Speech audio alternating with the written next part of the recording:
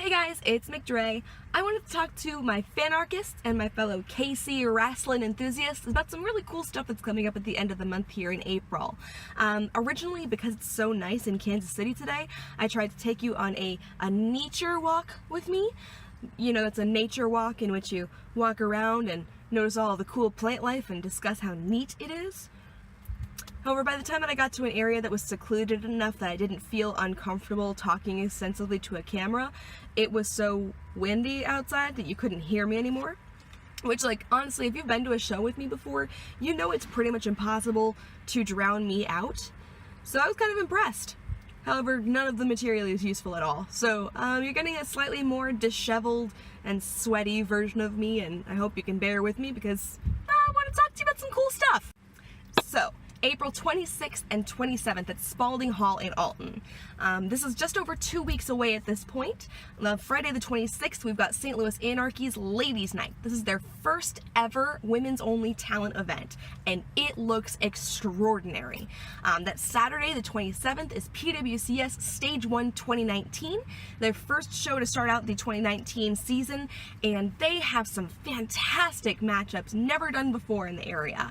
I'm really looking forward to both of these nights, looking forward to coming out and hanging out with you fAnarchists as usual, screaming our heads off and enjoying wrestling to the best of our abilities. It's going to be a wonderful weekend. I heard that there might actually be a ghost tour at some point in time before PWCS as well. I really want to do this. Alton, let's go. Anyway, so, I wanted to focus specifically on Ladies Night. This is, like I mentioned before, St. Louis Anarchy's first ever women's only talent event. And with this, because it's a lot of new faces coming in, there may be some people on this card that you either aren't very familiar with or haven't had a chance to see live before.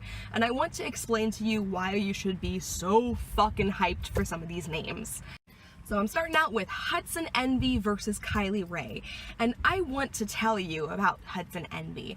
I don't want to tell you. I want to shout her praises from the nearest rooftops while simultaneously cowering in fear. This tattooed metalhead pit bull is the real fucking deal. And if anybody in this lineup is going to exemplify what anarchy really is all about, this concept of doing it for the brand and being this brutal motherfucker coming out swinging, this is Hudson Envy. I cannot wait for you guys to see her work.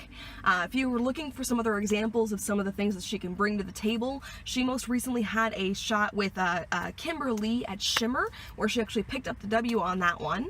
She also has this long-standing traveling feud with Sue Young, the Undead Bride. And if you want to see these two in action, oh my god, I think of any of the other like long-standing traveling feuds that we have in the region, they might be the closest thing that comes to the long-standing hatred and brutality between Gary J and the Warhorse. I am telling you, you do not want to sleep on Hudson Envy versus Sue Young. So if you see that, you'll understand exactly why I am over the moon to be able to see Hudson in action again. Now that you're familiar with Hudson Envy, you'll understand why I am so interested in seeing how she contends with smiling Kylie Rae. You know, this optimistic and super bubbly and smiles all the way and big bows in the hair and just super positive, darling little upstart. Looks can be deceiving there, as we just recently saw at Glory Pro, actually. You know, this gal may look positive and fun and happy-go-lucky, but she's got some shit up her sleeve too, or maybe not in her sleeve, but hidden in that ponytail somewhere. I think she's got a lot more than some people are going to give her credit for coming into this show, and I'm really interested in seeing how she handles the tattooed metalhead pitbull herself. This is going to be an incredible match. Now, speaking of Hudson Envy versus Kimber Lee, let's talk about Princess Kimber Lee versus Allie Kat. This is going to be a really interesting one. I think specifically storyline-wise is going to be really entertaining to watch too, because of course, well, if you're not familiar, Kimber Lee is vegan. She follows a vegan diet and lifestyle, which is animal cruelty free. And Allie Kat is a cat. Allie Kat is a cat. Bring her cat toys. Hold on now, change of scenery.